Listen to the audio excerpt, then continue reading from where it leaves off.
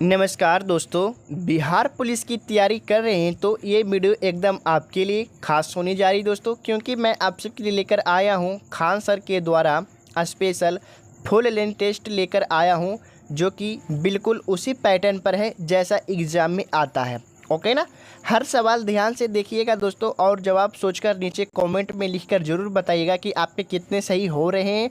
Video को अंत तक जरूर देखिएगा, तभी समझ में आएगा कि आपकी तैयारी कहां तक पहुंची, क्योंकि आपके एग्ज़ाम में बहुत ही कम समय बच चुका है। आपका एग्ज़ाम 16 जुलाई से 3 अगस्त तक आयोजित किया गया है। ओके ना। तो चलिए हम लोग शुरू करते हैं आज का धमाकेदार टेस्ट। तो आज हमारा टेस्ट पहला है। ओके ना। आप लोग देख सकते हैं कि फुल लेंथ टेस्ट है दोस्तों। टेस्ट पहला हम लोग कंप्लीट करेंगे। तो आप लोग चैनल पे नए आए ना, तो चैनल से ज़रूर जुड़ जाइएगा, ताकि मैं इसका नेक्स्ट पार्ट लाऊँ, नेक्स्ट वीडियो लाऊँ, टेस्ट दूसरा लाऊँ, तो आपसे छूटे ना। ओके ना। तो चलिए हम लोग बिना टाइम वेस्ट करते हुए हम लोग क्वेश्चन की तरफ बढ़ते हैं। उससे पहले मेरा एक रिक्वेस्ट रहेगा दोस्तों कि किसी भी क्वेश्चन का आंसर पता होगा उसे कमेंट करके बताते चलेगा। ओके ना। किसी भी क्वेश्चन का आंसर पता होगा उसे कमेंट करके बताते चलेगा। इससे आपका कॉन्फिडेंस बढ़ेगा, आप लोग एग्जाम में कन्फ्यूज नहीं हो पाइएगा। तो चलिए आज का हम लोग पहला क्वेश्चन देखते हैं। तो आज का हमारा पहला क्वेश्चन क्या है दोस्तों? लिखा है कि भारतीय संविधान का कौन सा अनुच्छेद में देश के सभी नागरिकों को स्वतंत्रता का मूल अधिकार प्रदान करता है? तो कौन से अनुच्छेद में करता है दोस्तों? देश के सभी नागरिकों को स्वतंत्रता का मूल अधिकार प्रदान करता है, कौन से अनुच्छेद में? तो एक का सही आंसर क्या हो जाएगा? आप लोग जल्दी जल्दी आंसर कमेंट करके बताइएगा दोस्तों, आपको आपकी वर्दी की कसम है। ओके ना। आप लोग आंसर कमेंट करके जरूर बताइएगा कि आंसर ए होगा या बी होगा या सी होगा या डी होगा। ओके ना। आंसर कमेंट करने से आपका कॉन्फिडेंस बढ़ेगा, आप लोग एग्जाम में कंफ्यूज नहीं हो पाइएगा। तो चलिए आप लोग जल्दी जल्दी आंसर कमेंट करके बताइए कि एक का आंसर क्या हो जाएगा। तो एक का सही आंसर दोस्तों आपका बी हो जाएगा। अनुच्छेद 19 में है सभी नागरिकों को स्वतंत्रता का मूल अधिकार प्रदान करता है। ओके ना। अनुच्छेद 19 करता है, सभी नागरिकों को स्वतंत्रता का मूल अधिकार प्रदान करता है, अनुच्छेद 19। हमें आशा है कि आपको अच्छे से समझ में आ गया होगा। तो चलिए आप लोग 2 नंबर का क्वेश्चन आंसर कमेंट करके बताइए कि 2 का सही आंसर क्या हो जाएगा। 2 नंबर का प्रश्न पूछा है कि बिहार में नगर निगम के प्रमुख अंग कितने हैं? तो बिहार में नगर निगम के प्रमुख अंग कितने हैं जो आपसे पूछा है? आपका ऑप्शन दिया है 3, 4, 5 या 2। तो क्या हो जाएगा आंसर दोस्तों? आप लोग जल्दी जल्दी आंसर कमेंट करके जरूर बताइएगा। तो 2 का सही आंसर क्या हो जाएगा? तो आपका 2 का सही आंसर दोस्तों बी हो जाएगा, 4 है। ओके ना। बिहार में नगर निगम के प्रमुख अंग कितने हैं? तो 4 अंग हैं। ओके ना। चलिए अगला क्वेश्चन हो जाएगा आपका 3 नंबर का। बोल रहा है कि बिहार में छात्रों का सरकार के विरुद्ध आंदोलन कब शुरू हुआ? तो कब शुरू हुआ दोस्तों? बिहार में छात्रों का सरकार के विरुद्ध आंदोलन कब शुरू हुआ? तो 3 का सही आंसर क्या हो जाएगा? तो आपका 3 का सही आंसर हो जाएगा दोस्तों क्या? ए हो जाएगा, मार्च 1947 में हुआ। ओके ना। अगर आपको इसका पीडीएफ चाहिए और खान सर का प्रीवियस ईयर क्वेश्चन का पीडीएफ चाहिए तो आप लोग वीडियो को पूरा देखिएगा। मैं आपको वीडियो के बीच में बताऊंगा कि आपको पीडीएफ कैसे मिलेगा। ओके ना। चलिए 4 नंबर का प्रश्न दिया हुआ है कि भारत के पूर्व प्रधानमंत्री इंदिरा गांधी के निर्वाचन को कब अवैधानिक करा दिया गया? तो कब अवैधानिक करा दिया गया दोस्तों? तो आपका 4 का सही आंसर क्या हो जाएगा? तो 4 का सही आंसर आपका सी हो जाएगा, 12 जून 1975 को करा दिया गया। ओके ना। 12 जून 1975 को। चलिए अगला प्रश्न हो जाएगा क्या? 5 नंबर का प्रश्न दिया हुआ है कि भारत में आपातकाल किस तारीख को घोषित किया गया था? तो भारत में आपातकाल किस तारीख को घोषित किया गया था दोस्तों? तो आपका 4 का सही आंसर क्या हो जाएगा? तो 4 का सही आंसर आपका सी हो जाएगा, 15 मई 1978 को। ओके ना। 15 मई 1978 को भारत में आपातकाल घोषित किया गया था। ओके ना। 15 मई 1978 को किया गया था। चलिए आपका 6 नंबर का प्रश्न क्या पूछा है? 6 नंबर का प्रश्न पूछा है कि भारत के किस राज्य में हिंदी को राजभाषा बनाने के विरुद्ध आंदोलन चलाया गया? तो कौन से राज्य में चलाया गया दोस्तों? भारत के किस राज्य में हिंदी को राजभाषा बनाने के विरुद्ध में आंदोलन चलाया गया? तो आपका तमिलनाडु में चलाया गया। ओके ना। तमिलनाडु के लोग ही ये नहीं होने दिए दोस्तों, विरुद्ध चलाएं कि हिंदी को राजभाषा नहीं बनाया जा सकती, क्योंकि तमिलनाडु के लोग तमिल भाषा बोलते हैं। ओके ना। चलिए इसलिए ये लोग विरोध किए।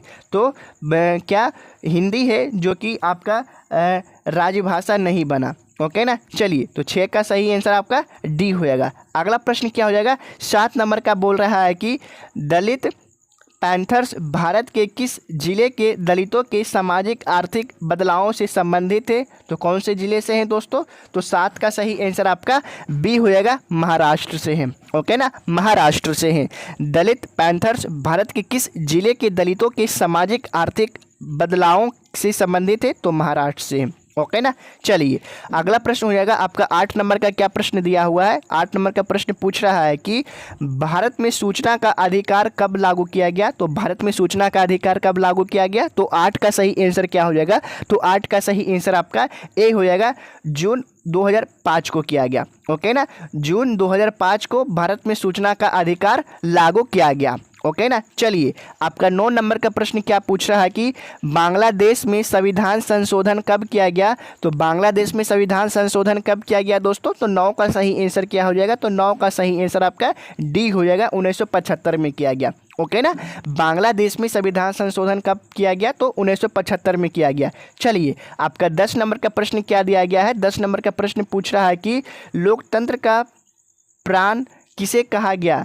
तो लोकतंत्र का प्राण किसे कहा गया जो आपसे पूछा है? तो 10 का सही आंसर क्या हो जाएगा? तो 10 का आंसर आपका सी हो जाएगा दोस्तों, मतदाता को कहा गया है। ओके ना, लोकतंत्र का प्राण किसे कहा गया? तो मतदाता को कहा गया। आप लोग आंसर कमेंट करके बताइए दोस्तों कि 10 में से आपका कितना सही हुआ, 8 सही हुआ है या 7 सही हुआ या 6 सही हुआ? आप लोग आंसर कमेंट करके ज़रूर बताइएगा। चलिए अपना स्कोर नापिए दोस्तों कि आपकी तैयारी कहाँ तक है, क्योंकि टाइम बहुत कम है आपके एग्ज़ाम में। चलिए 11 नंबर का प्रश्न दिया हुआ है कि द्वितीय विश्व युद्ध का प्रमुख कारण क्या था? तो द्वितीय विश्व युद्ध का प्रमुख कारण क्या था जो आपसे पूछा है? तो 11 का सही आंसर क्या हो जाएगा दोस्तों? तो 11 का सही आंसर आपका सी हो जाएगा, वर्सराय की संधि। ओके ना, वर्सराय की संधि हो जाएगा द्वितीय विश्व युद्ध का प्रमुख कारण। ओके ना, चलिए अगला प्रश्न हो जाएगा आपका 12 नंबर का। क्या प्रश्न दिया हुआ है कि विश्वव्यापी आर्थिक मंदी किस काल में आया? तो किस काल में आया है दोस्तों? तो आपका 12 का सही आंसर क्या हो जाएगा? तो 12 का आंसर आपका ए हो जाएगा, 1929 से 1930 में आया। ओके ना, चलिए इसी प्रकार से हम लोग 13 नंबर का प्रश्न देखेंगे कि 13 नंबर का प्रश्न क्या बोल रहा है कि यूरोप में नजीवाद और फासीवाद का उदय कब हुआ? तो यूरोप में नजीवाद और फासीवाद का उदय कब हुआ जो आपसे पूछा है? तो 13 का सही आंसर आपका सी हो जाएगा दोस्तों, प्रथम विश्व युद्ध के बाद हुआ है। ओके ना, प्रथम विश्व युद्ध के बाद हुआ है यूरोप में नजीवाद और फासीवाद का उदय। ओके ना, चलिए 14 नंबर का प्रश्न क्या दिया है? 14 नंबर का प्रश्न दिया हुआ है कि जापान द्वारा पर्ल हार्बर पर आक्रमण कब हुआ? तो जापान द्वारा पर्ल हार्बर पर आक्रमण कब हुआ जो पूछा है? तो 14 का सही आंसर आपका ए हो जाएगा, 7 दिसंबर 1941 में हुआ है। ओके ना, 7 दिसंबर 1941 में हुआ है। इसी प्रकार से हम लोग 15 नंबर का प्रश्न पूछेंगे। इससे पहले आप लोग चैनल पर नए आए तो चैनल को जरूर सब्सक्राइब कर लीजिएगा, ताकि मैं इसका नेक्स्ट टेस्ट लाऊं तो आपसे छूटे ना और इसका PDF आपको आसानी से मिल सके। ओके ना, 15 नंबर का प्रश्न दिया हुआ है कि द्वितीय विश्व युद्ध के दौरान हिरोशिमा और नागासाकी पर बम किसने गिराया? तो द्वितीय विश्व युद्ध के दौरान दोस्तों हिरोशिमा और नागासाकी पर बम किसने गिराया? तो बहुत ही अच्छा सवाल है और ये सवाल आपके पिछले बिहार पुलिस एग्जाम में पूछे जा चुके हैं, तो आपको इसका आंसर ज़रूर पता होना चाहिए दोस्तों। तो आप लोग इसका आंसर कमेंट करके ज़रूर बताइएगा कि 15 का सही आंसर क्या हो जाएगा। तो आपका 15 का सही आंसर क्या हो जाएगा दोस्तों? तो आपका 15 का आंसर आपका सी हो जाएगा, संयुक्त राज्य अमेरिका ने गिराया था। ओके ना, संयुक्त राज्य अमेरिका ने गिराया था द्वितीय विश्व युद्ध के दौरान हिरोशिमा और नागासाकी पर परमाणु बम संयुक्त राज्य अमेरिका ने गिराया था। चलिए अगला प्रश्न हो जाएगा आपका 16 नंबर का। क्या प्रश्न पूछा है कि द्वितीय विश्व युद्ध के परिणाम स्वरूप कौन सी संस्था स्थापित हुई है? तो कौन सी संस्था स्थापित हुई है द्वितीय विश्व युद्ध के परिणाम स्वरूप? तो 16 का सही आंसर हो जाएगा आपका दोस्तों बी हो जाएगा, संयुक्त राष्ट्र संस्था स्थापित हुई है। ओके ना, संयुक्त राष्ट्र संस्था स्थापित हुई है द्वितीय विश्व युद्ध के परिणाम फलस्वरूप। चलिए 17 नंबर का प्रश्न दिया हुआ है क्या कि 17 नंबर का प्रश्न दिया है कि वर्सराय की संधि किस वर्ष हस्ताक्षरित की गई थी? तो वर्सराय की संधि किस वर्ष हस्ताक्षरित की गई थी जो आपसे पूछा है? तो आपका 17 का सही आंसर क्या हो जाएगा? तो 17 का सही आंसर आपका सी हो जाएगा दोस्तों, 1919 में किया गया। ओके ना, 1919 में किया गया है। ये सारे क्वेश्चन आप लोग याद रखिएगा, ये सीधे आपके एग्जाम में पूछे जा सकते हैं। ओके ना, चलिए, क्योंकि ये सारे क्वेश्चन हमारे प्यारे खान सर के द्वारा लिखा गया है। चलिए, 18 नंबर का प्रश्न पूछ रहा है क्या कि हिटलर की आक्रमण नीति ने किस देश को अंतर्राष्ट्रीय बिरादरी से अलग कर दिया। तो हिटलर की आक्रमण नीति ने किस देश को अंतर्राष्ट्रीय बिरादरी से अलग कर दिया, जो आपसे पूछा है, तो कौन सा हो जाएगा दोस्तों। तो 18 का सही आंसर क्या हो जाएगा। तो 18 का सही आंसर आपका बी हो जाएगा, जर्मनी देश से अलग कर दिया। ओके ना, अंतर्राष्ट्रीय बिरादरी से अलग कर दिया तो जर्मनी से। चलिए, अगला प्रश्न हो जाएगा आपका 19 नंबर का। क्या पूछा है 19 नंबर का प्रश्न पूछा कि संथाल विद्रोह के मुख्य नेता हैं। तो संथाल विद्रोह के मुख्य नेता कौन है, जो आपसे पूछा है। तो 19 का सही आंसर क्या हो जाएगा। तो 19 का आंसर आपका ए हो जाएगा दोस्तों, सिद्धो हैं। ओके ना, सिद्धो हैं। चलिए, आपका 20 नंबर का प्रश्न पूछ रहा है कि वेस्टल का पतन कब हुआ। वेस्टल का पतन कब हुआ, जो आपसे पूछा है। तो वेस्टल का पतन कब हो जाएगा दोस्तों। तो 20 का सही आंसर क्या हो जाएगा। तो 20 का सही आंसर आपका सी हो जाएगा दोस्तों, 14 जुलाई 1789 में हुआ। ओके ना, 14 जुलाई 1789 में हुआ है वेस्टल का पतन। ओके ना, इसी प्रकार से हम लोग 21 नंबर का प्रश्न देखेंगे। उससे पहले आप लोग चैनल पे नए आए हैं और चैनल को अब तक सब्सक्राइब नहीं किए तो सब्सक्राइब कर लीजिएगा, क्योंकि आपका एक सब्सक्राइब, एक लाइक हमें मोटिवेट करता है आपके लिए नेक्स्ट वीडियो लाना। ओके ना, चलिए, आपका 21 नंबर का प्रश्न दिया हुआ है कि भारत की स्थल सीमा की कुल लंबाई कितनी है। तो भारत की स्थल सीमा की कुल लंबाई कितनी हो जाएगी दोस्तों। जल्दी जल्दी आंसर कमेंट करिए। ये सारे क्वेश्चन आपको पता होना ही चाहिए। अगर आप बिहार पुलिस की तैयारी कर रहे हैं तो आपको इस बार सिलेक्शन लेना है, तो ये सारे क्वेश्चन आपको पता होना ही चाहिए। तो 21 नंबर का प्रश्न का सही आंसर क्या हो जाएगा। तो 21 का सही आंसर आपका बी हो जाएगा, 15,200 किलोमीटर हो जाएगा। ओके ना, भारत की स्थल सीमा की कुल लंबाई कितनी है। तो 15,200 किलोमीटर हो जाएगा। चलिए, इसी प्रकार से हम लोग 22 नंबर का प्रश्न देखेंगे। 22 नंबर का प्रश्न क्या बता रहा है, पूछ रहा है कि 22 नंबर का प्रश्न पूछा कि भारतीय मानक समय IST Greenwich mean time GMT के बीच कितना अंतराल है। तो कितना अंतराल है दोस्तों। तो भारतीय मानक समय ग्रीनविच मीन टाइम के बीच कितना अंतराल है, जो आपसे पूछा है। तो 22 का सही आंसर आपका क्या हो जाएगा। तो 22 का आंसर आपका बी हो जाएगा दोस्तों, 5.1/2 हो जाएगा। ओके ना, 5.1/2 हो जाएगा। चलिए, नेक्स्ट क्वेश्चन हम लोग देखेंगे। 23 नंबर का क्या पूछ रहा है। 23 नंबर का क्वेश्चन बहुत ही अच्छा क्वेश्चन पूछा है, आपको इसका आंसर पता होना ही चाहिए दोस्तों। बोल रहा है कि मैकमोहन रेखा किस देश के बीच सीमा रेखा है। तो मैकमोहन रेखा किस देश के बीच सीमा रेखा है, जो आपसे पूछा है। तो क्या हो जाएगा दोस्तों आंसर 23 का। जल्दी जल्दी आप लोग आंसर कमेंट करके बताइए। तो 23 का सही आंसर क्या हो जाएगा। तो 23 का आंसर आपका बी हो जाएगा दोस्तों, भारत और चीन के बीच का सीमा रेखा है मैकमोहन रेखा। ओके ना, भारत और चीन के बीच के सीमा रेखा है मैकमोहन रेखा। चलिए, इसी प्रकार से हम लोग 24 नंबर का प्रश्न देखेंगे कि खादर और बंगार निम्नलिखित में से किस मृदा के प्रकार है। तो किस मृदा के प्रकार है दोस्तों। खादर और बंगार किस मृदा का प्रकार है, जो पूछा है। तो 24 का सही आंसर आपका बी हो जाएगा दोस्तों, जलोढ़ मृदा का प्रकार है। ओके ना, जलोढ़ मृदा का यानी मिट्टी का। चलिए, 25 नंबर का क्वेश्चन आपके लिए होमवर्क है। ओके ना, इसका आंसर आपका कमेंट करके बताना है आपको कि ए होगा, बी होगा, सी होगा या डी होगा। ओके ना, बहुत ही अच्छा सवाल पूछा और BBI सवाल है। बोल रहा है कि किस नदी को बिहार का शोक कहा जाता है। तो किस नदी को बिहार का शोक कहा जाता है, जो आपसे पूछा है दोस्तों। तो आप लोग इसका आंसर कमेंट करके जरूर बताइएगा। ओके ना, चलिए, आपका अगला क्वेश्चन हो जाएगा 26 नंबर का। बोल रहा है कि बिहुला महोत्सव विशेष रूप से प्रत्येक वर्ष अगस्त के महीने में बिहार के निम्नलिखित में से किस जिले में मनाया जाता है। देखिए, आप लोग क्वेश्चन को समझिए क्या बोल रहा है। बोल रहा है कि बिहुला महोत्सव विशेष रूप से प्रत्येक वर्ष अगस्त के महीने में बिहार के निम्नलिखित में से किस जिले में मनाया जाता है। तो किस जिले में मनाया जाता है दोस्तों बिहुला महोत्सव। तो आपका 26 का सही आंसर क्या हो जाएगा। तो 26 का आंसर आपका ए हो जाएगा दोस्तों, भागलपुर में मनाया जाता है। ओके ना, भागलपुर में मनाया जाता है। चलिए, इसी प्रकार से हम लोग देखेंगे 27 नंबर का प्रश्न पूछ रहा है क्या कि बिहार में न्यूनतम जनसंख्या घनत्व वाला जिला कौन सा है। तो बिहार में न्यूनतम जनसंख्या घनत्व वाला जिला कौन सा हो जाएगा दोस्तों। तो आपका 27 का सही आंसर क्या हो जाएगा। तो आपका 27 का सही आंसर आपका दोस्तों ए हो जाएगा, पूर्णिया हो जाएगा। ओके ना, बिहार में न्यूनतम जनसंख्या घनत्व वाला जिला कौन सा है। तो पूर्णिया जिला है। ओके ना। इसी प्रकार से हम लोग 28 नंबर का प्रश्न देखेंगे। 28 नंबर का प्रश्न क्या बोल रहा है, क्या 28 नंबर का प्रश्न बोला है कि भारत की जनगणना 2011 के अनुसार बिहार में लिंग अनुपात क्या है। क्या पूछा है कि भारत की जनगणना के अनुसार 2011 का जनगणना के अनुसार बिहार में लिंग अनुपात क्या है। तो लिंग अनुपात क्या है दोस्तों, तो आपका 918 हो जाएगा। ओके ना, 28 का आंसर आपका ए हो जाएगा। इसी प्रकार से हम लोग 29 नंबर का प्रश्न देखेंगे। पूछ रहा है कि बिहार में प्रथम भारतीय प्रबंधन संस्थान की स्थापना किस शहर में हुई थी। तो किस शहर में हुई थी दोस्तों, तो आपका 29 का सही आंसर क्या हो जाएगा, तो 29 का सही आंसर आपका बी होएगा दोस्तों, गया जिला में हुआ था। ओके ना, गया जिला में हुआ था। चलिए हम लोग 30 नंबर का प्रश्न देखेंगे। 30 नंबर का प्रश्न क्या पूछ रहा है कि दिल्ली के सिंहासन पर बैठने वाला प्रथम बिहारी कौन था। तो दिल्ली के सिंहासन पर बैठने वाला प्रथम बिहारी शासक कौन था, जो आपसे पूछा है। तो 30 का सही आंसर क्या हो जाएगा दोस्तों, तो 30 का सही आंसर आपका क्या हो जाएगा, जल्दी जल्दी आंसर कमेंट करके बताइए। तो 30 का सही आंसर आपका सी हो जाएगा दोस्तों, शेरशाह सूरी था, जो कि दिल्ली के सिंहासन पर बैठने वाला पहला बिहारी शासक था। ओके ना, बिहारी शासक था एकदम।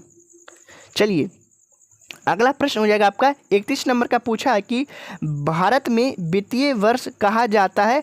तो भारत में वित्तीय वर्ष कब से कब तक को कहा जाता है, जो आपसे पूछ रहा है। तो 31 का आंसर क्या हो जाएगा दोस्तों, आप लोग आंसर कमेंट करके जरूर बताइएगा।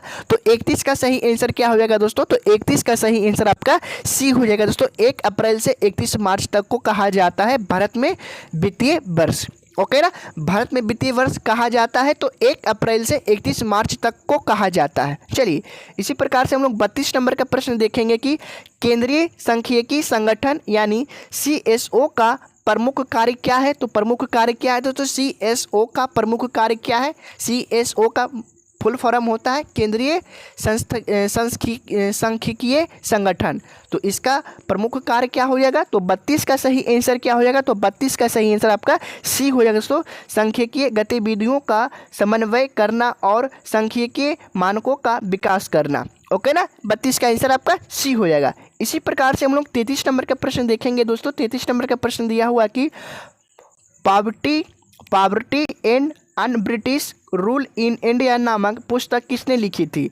तो poverty and un British rule in India नामक पुस्तक किसने लिखी, जो आपसे पूछा है। तो 33 का सही आंसर क्या हो जाएगा, तो 33 का सही आंसर आपका ए हो जाएगा, दादा भाई नौरोजी ने लिखी है। ओके ना, दादा भाई नौरोजी ने लिखी है। चलिए इसी प्रकार से हम लोग 34 नंबर का प्रश्न पूछेंगे कि बोल रहा है कि भारत में सबसे कम प्रति व्यक्ति आय वाला राज्य कौन सा है। बहुत ही अच्छा सवाल है और बहुत ही इजी सवाल है दोस्तों, इसका आंसर आपको पता होना जरूरी है। ओके ना, चलिए 34 का आंसर क्या हो जाएगा, आप लोग कमेंट करके बताइएगा, आपके लिए होमवर्क है। ओके ना, 34 का आंसर क्या हो जाएगा, ए होगा या बी होगा या सी होगा या डी होगा। आप लोग आंसर कमेंट करके बताइएगा कि भारत में सबसे कम प्रति व्यक्ति आय वाला राज्य कौन सा है। ओके ना, चलिए 34 नंबर का आंसर कमेंट करके बताइएगा। तो चलिए हम लोग 35 नंबर का क्वेश्चन देखेंगे, क्या पूछ रहा है। तो 35 नंबर का प्रश्न पूछा है कि NABARD किस क्षेत्र के विकास के लिए कार्य करता है। तो किस विकास के क्षेत्र के लिए कार्य करता है दोस्तों, NABARD। तो 35 का सही आंसर क्या हो जाएगा, तो 35 का सही आंसर आपका बी हो जाएगा दोस्तों, कृषि और ग्रामीण विकास के लिए कार्य करता है NABARD। ओके ना, चलिए इसी प्रकार से हम लोग 36 नंबर का प्रश्न पूछेंगे कि अंतगिरी पहाड़ियाँ किस राज्य में स्थित है। तो अंतगिरी पहाड़ियाँ किस राज्य में स्थित है दोस्तों, तो 36 का सही आंसर क्या हो जाएगा, तो 36 का सही आंसर आपका हो जाएगा दोस्तों डी, तेलंगाना राज्य में है। ओके ना, तेलंगाना राज्य में है। अंतगिरी पहाड़ियाँ किस राज्य में है, तो तेलंगाना राज्य में है। चलिए अगला प्रश्न हो जाएगा आपका 37 नंबर का। बोल रहा है कि हाल ही में भारत सरकार ने बिहार राज्य के किस पूर्व CM को भारत रत्न देने की घोषणा की। तो हाल ही में भारत सरकार ने बिहार राज्य के किस पूर्व CM को भारत रत्न देने की घोषणा की। तो आपका 37 का सही आंसर क्या हो जाएगा, तो 37 का सही आंसर आपका डी होएगा दोस्तों, कर्पूरी ठाकुर को। ओके ना, कर्पूरी ठाकुर को आपका भारत सरकार है जो कि भारत रत्न देने की घोषणा की है। ओके ना, कर्पूरी ठाकुर को, लालू प्रसाद को नहीं। चलिए 38 नंबर का प्रश्न दिया हुआ है कि भजन सोप्री एक प्रसिद्ध संगीतकार किस संगीत वाद्य यंत्र से जुड़े हैं? तो किस वाद्य यंत्र से जुड़े हैं दोस्तों? भजन सोप्री एक प्रसिद्ध संगीतकार किस संगीत वाद्य यंत्र से जुड़े हैं? तो 38 का सही आंसर क्या हो जाएगा? तो 38 का सही आंसर आपका एक हो जाएगा, संतूर वाद्य यंत्र से जुड़े हैं। ओके ना, संतूर वाद्य यंत्र है। चलिए अगला प्रश्न हो जाएगा आपका 39 नंबर का, बोल रहा है कि भारतीय मौसम विभाग का मुख्यालय कहाँ स्थित है? तो भारतीय मौसम विभाग का मुख्यालय कहाँ स्थित हो जाएगा? तो आपका 39 का सही आंसर क्या हो जाएगा? तो 39 का सही आंसर आपका एक हो जाएगा दोस्तों, नई दिल्ली में है। ओके ना, नई दिल्ली में है। भारतीय मौसम विभाग का मुख्यालय नई दिल्ली में है। चलिए 40 नंबर का प्रश्न पूछा है क्या कि मिस्र शक्ति निम्नलिखित में से किन दो देशों के बीच आयोजित किया जाने वाला एक सैन्य द्विपक्षीय अभ्यास है? ओके ना, देखिए क्वेश्चन आप लोग फिर से समझिए क्या बोल रहा है कि मिस्र शक्ति निम्नलिखित में से किन दो देशों के बीच आयोजित किया जाने वाला एक सैन्य द्विपक्षीय अभ्यास है? तो 40 का सही आंसर हो जाएगा आपका बी हो जाएगा दोस्तों, भारत और श्रीलंका हो जाएगा। ओके ना, भारत और श्रीलंका।